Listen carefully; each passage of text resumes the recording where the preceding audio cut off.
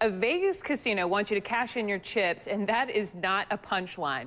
You remember this video? We were really hot on this story. It was a couple of weeks ago.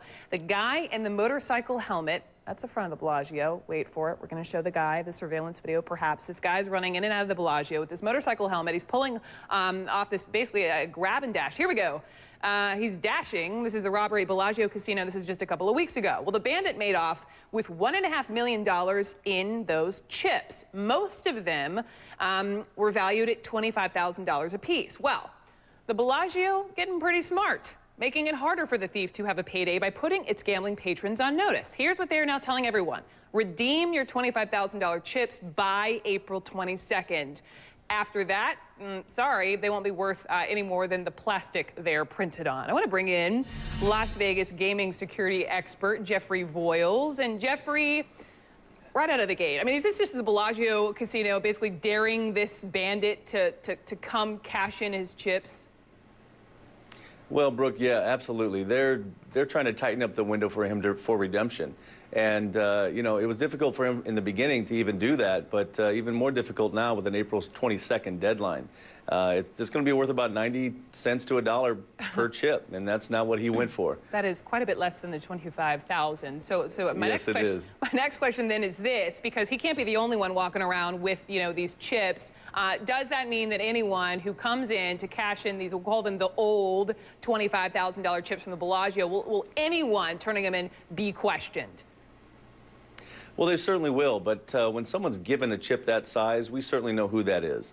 They're given that chip either from a cash transaction or a gambling transaction. So it's noted in the accounts, the serial numbers are noted as well, and the players, we know exactly who has them and who can redeem them when they come in. Some keep them on lockdown in a safety deposit box because they're lucky chips or they just want to hold on to them for the next play. So there's reasons for them to have them. There's no reason for him to have his. I see. So that was my next question. If there were serial numbers, because if this guy's smart, and I say that loosely, you know, he won't cash in all his, you know, $60,000, $25,000 chips, but they will then be able to match them to the serial number. In heists no, go ahead, jump in. No, certainly, yeah. You know, he would walk in, one stack of $25,000 chips is $500,000. So grabbing 3 stacks at 20 chips tall is pretty simple. But once again, he knew exactly what he was going for, and he just didn't know how to redeem them. That was, you know, the failing part of his plan. That was well executed at the right time. Went in and got out 2 to 3 minutes, and now it's very difficult for him to redeem them. In your experience, Jeffrey, as a gaming security expert, you know, in heists like this one, I don't know how many there are on average, you know, is the bad guy, I mean, we know all the cameras are there, we see the video, even though he's covered head to toe, are the bad guys eventually caught? Well, it's sometimes very difficult to profile a casino robber, if you will.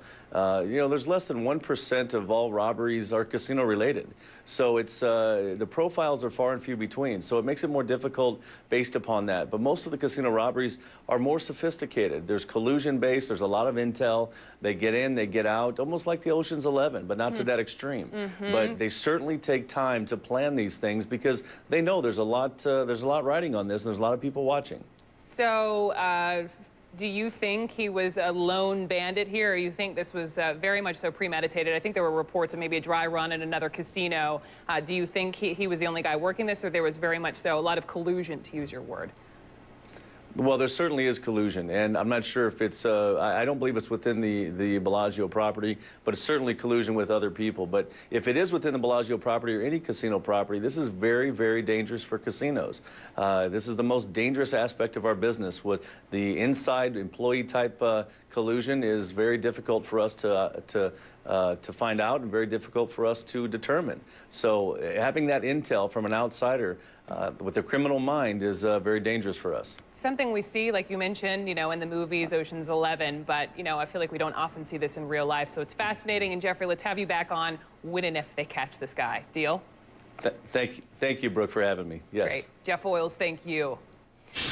He is known as the crossbow cannibal, a convicted serial killer with a disturbing past. And now we're getting shocking new video of this man moments after one of his murders. That is ahead.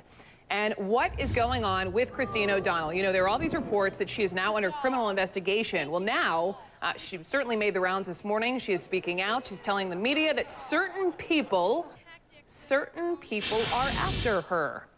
Jim Acosta is digging on this one for us today. He is in with the political pop. We'll have that conversation on the other side of the break. Attention Medicare and insurance beneficiaries.